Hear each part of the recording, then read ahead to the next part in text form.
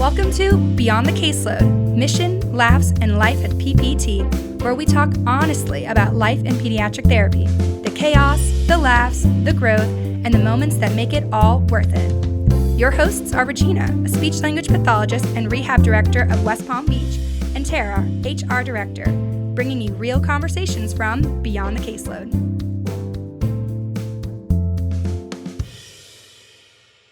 Hi everyone, welcome back to Beyond the Caseload. I'm Tara, the Human Resources Director for Progressive Pediatric Therapy, and I'm joined today by Regina, and I am the Rehab Director at our West Palm Beach location. Today we're talking about something called tight and loose cultures.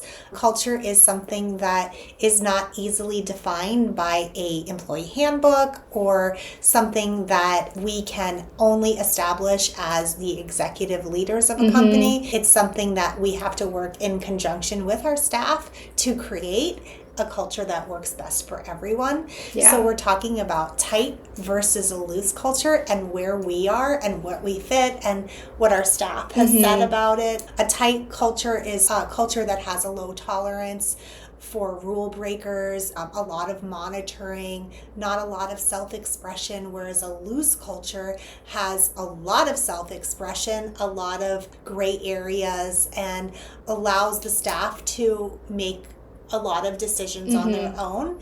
So we're just kind of talking about where we fall in those lines here at our company. We all did a staff survey as directors. We got this idea from Michelle Gelfand, and we took a quiz, and it was interesting to see where we all are as leaders. Who's tight, who's loose, who's moderately tight, who's moderately loose, who's extremely tight. So it was interesting.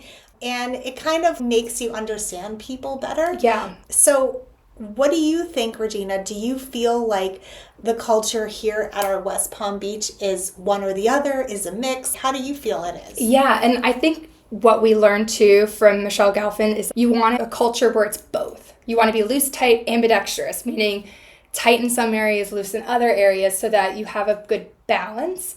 And I think at our clinic, that's where it's great because I feel like we have a really good balance. So the example I like to use is the cancellation policy. So that is a tight, very clear expectation of what's allowed and what's not allowed. So for example, like we have, if you are late 2 times in like a 3-month period, or call no show 2 times, you are now off the permanent schedule onto a more flexible schedule because maybe your family life's a little crazy and you can't have something very consistent right now. You need a little bit more flexibility. But that policy itself is a tight one because it's really clear. There's no ifs, ands, or buts. This is it. The parents know it. It's very clear.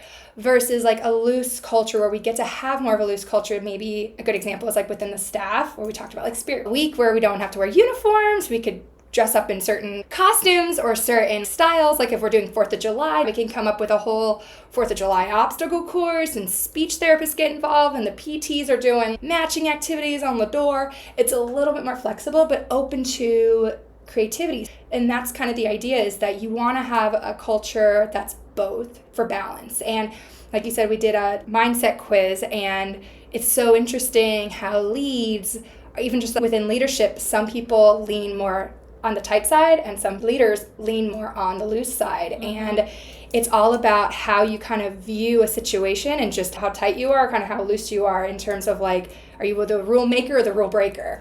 Where did you fall? I fell moderately loose. And I fell moderately tight.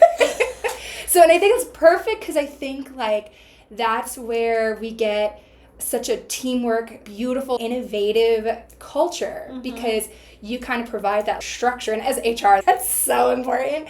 And then from my perspective, I kind of problem solve on the floor, right, with the people. And not every person's the same. So, I do have to get creative and flexible with my thinking. I'll use the example this morning. I was with someone who thought she wanted a different schedule because she was feeling like a little burnout and everything. We have a podcast episode about burnout prevention, so we're using strategies from that. We got a really creative way where now all we had to do was make some adjustments. We didn't have to do this major change. She's now happier because of that creative thinking, a little bit more looser mindset. Right. So being able to use your looseness, but in the parameters that we've created in our policies Yes. that allow for that. Exactly. So we have like these very strict, expectations, but then we were allowed to be kind of creative on how it worked for her and her lifestyle within those parameters. It was Awesome. I love that. Yeah. Awesome. So was there anything that stood out to you when we did the surveys that you were shocked about, like a clinic? Because some of our clinics came up looser or tighter than the others. And I love comparing that. So we have our 3 locations. I'll compare Lake Worth and our location, because Lake Worth, all the leaders were moderately tight or very tight. How that clinic over there functions is they're very like, they're all like hitting patient hours. They all are very motivated to treat as many kids as they can. They really strive for that schedule and that very black and white day-to-day expectation. And then with West Palm, a little bit looser. But we're also, I feel like we are the clinic where we are the ones kind of popping into the PPAC when we get a bunch of cancellations. We're the ones kind of changing on a dime. I think that's that loose culture kind of flexibility of, I just got a bunch of cancellations. What can I do?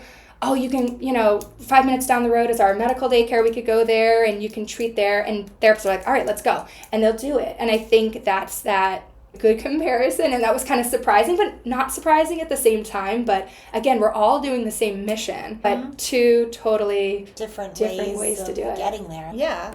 Okay. So how do you think that having a loose or tight culture would support patient care differently? Oh, I love this. So this is a good question too, because let's talk about like the tight culture, because I use that cancellation policy as an example. We want the expectation that parents need to be here with their kid. They need to come every week. This is the only way we're really going to make a difference in their child's life. Really clear expectation.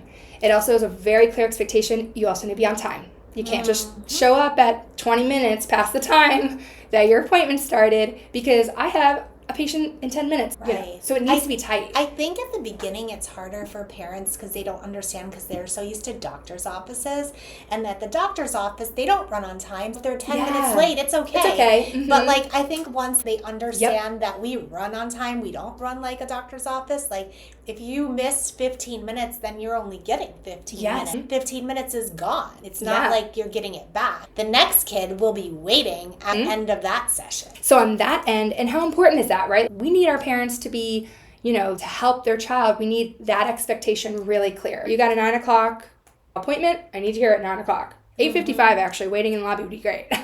But, it's a little flexibility with that because of traffic. But the expectation is 9 o'clock, I am with your child, 9 to 9:30, I am zoned in.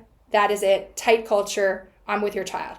But then within the session, that's where I think we need a little bit more loose expectations too, because with a loose culture, a mindset, now that allows my child that I'm working with to generalize their skills. So for example, when we do spirit weeks and we have obstacle courses and all these fun things, and you're thinking, how is OT going to work on handwriting and do this obstacle course? Well, that's where that creative loose culture mindset comes in, because the OT is going to say, well, you know what? They're going to do the obstacle course and then they're going to write how many times they did the jumps. And they're going to say, I jumped 3 times. And they're going to use that good top down, left, right handwriting technique. But now we've generalized it, because now they're doing the same skills, not just at a table and chair. Now they're doing it, doing something fun. Right. And now they're learning how to do those skills just outside of the therapy room, literally. Got it. And that's that loose culture mindset of how the therapist needs to be creative. Like out of the box. Yep. So it benefits the child and makes those skills more generalized. Okay. So how do you think that for our therapists, how do we hold them accountable as well?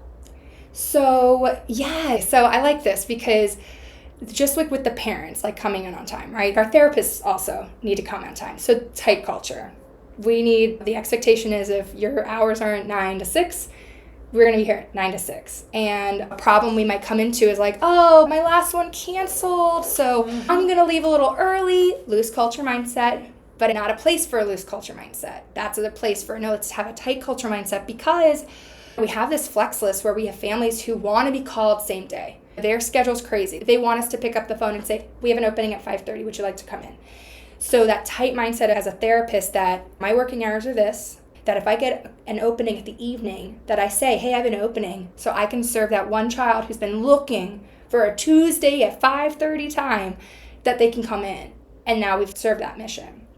So that's like that tight mindset. But for a therapist to be, again, loose mindset is getting creative with maybe home education or home program strategies. So every parent has a different style, work life, family life going on. So we need to have that loose culture mindset when we're giving strategies to parents, because one strategy that works for this family not work for the next family. And that's because this family, they got 6 kids, they've got a lot of stressors happening in their life, but the next family is maybe only child, very clear, easy, low pressure jobs at home, like different expectations. So to use an example for speech, the busy mom, I might give them strategies of, okay, here's some sounds you're going to practice. You're going to do it in the bathroom when you're brushing your teeth and in the car, because that's already part of your day. And I'm not trying to add things to your day. Right. But then I get the homeschool mom who's like, give me all the things. I want them all. She's tighter. Yep. I want them all. I want to incorporate in her curriculum. So now I, as a therapist, have to change and say, okay,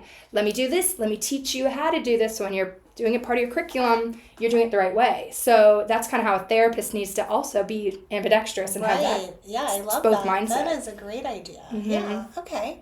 I think that being an ambidextrous is really what we strive for. Yeah.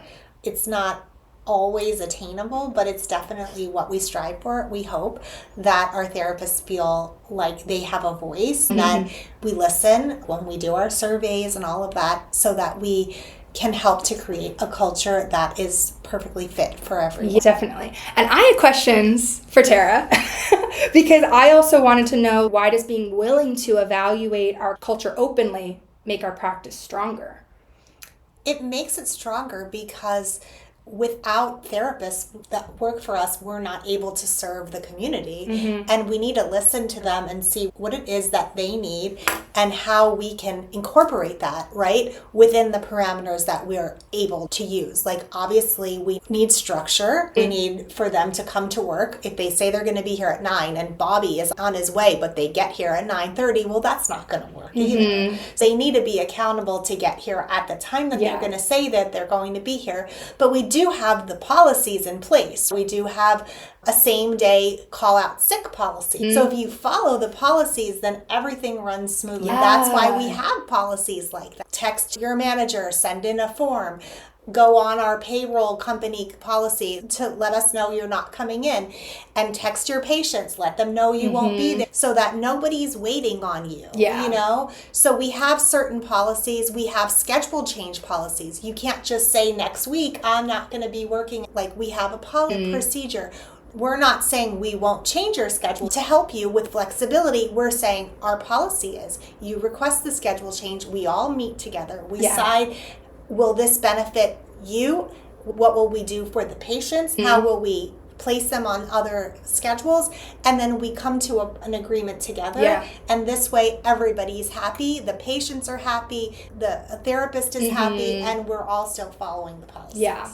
And I think, too, like, my big thing when I'm interviewing is, like, what is your dream job? Like, not even like what's your dream job, but what are the traits of a dream job that you look for? And I think because we are so good about being ambidextrous, that's what a lot of people are looking for. Because some people lean more tight, some people lean more loose, so they want a place that's going to fit for them. So that if they are more of a tight person like yourself, like moderately tight, you want an ambidextrous place, because you don't want to be very, very tight, because that's not your mindset either, but you don't want to be loose, because that's not your mindset. So being ambidextrous like we are, I think that's also why we have such a good culture here. And I think that's why people stay here and they're with us for years, because they love the way that we're adapting. We adapt, we change, but we have very clear expectations to make those changes. And everyone's happy with that. That way it doesn't ever veer too far loose, and it doesn't ever veer too far tight either. And it's also fair. Yeah, right? It's fair. Yeah, and I think that's a good point too from like HR perspective. You want to be fair. And I know you've had a list of examples where people ask for certain things, but because we have these parameters in place, you can be flexible within those parameters to make them happy. We want people to be happy. We also have to treat the patients as well. And that's our mission. Right. Well, in closing, I'd like to say that tight and loose cultures are not opposites. They're tools that we use to help us coexist, create a great environment for our patients and staff, and being willing to evaluate our culture openly always allows our practice to keep growing with integrity. Yeah, I want to say thank you to our staff who's always been honest when we do these surveys and always trying to make our practice a better one. And we want to say thank you to the listeners for joining us on this episode of Beyond the Caseload, Mission, Laughs, and Life at PPT. And we'll see you guys at our next episode. Thank you. Bye, everyone. Thanks for listening to Beyond the Caseload. Before we wrap up, a huge thank you to our sponsor, Galileo for Kids, a science-backed whole-body vibration supporting strength, balance, and meaningful progress in pediatric therapy. If today's episode resonated with you, share it with a colleague or a friend who could use it. And don't forget to follow so you never miss an episode. Until next time, take care of your kids, your caseload, and yourself, because there's always more beyond the caseload.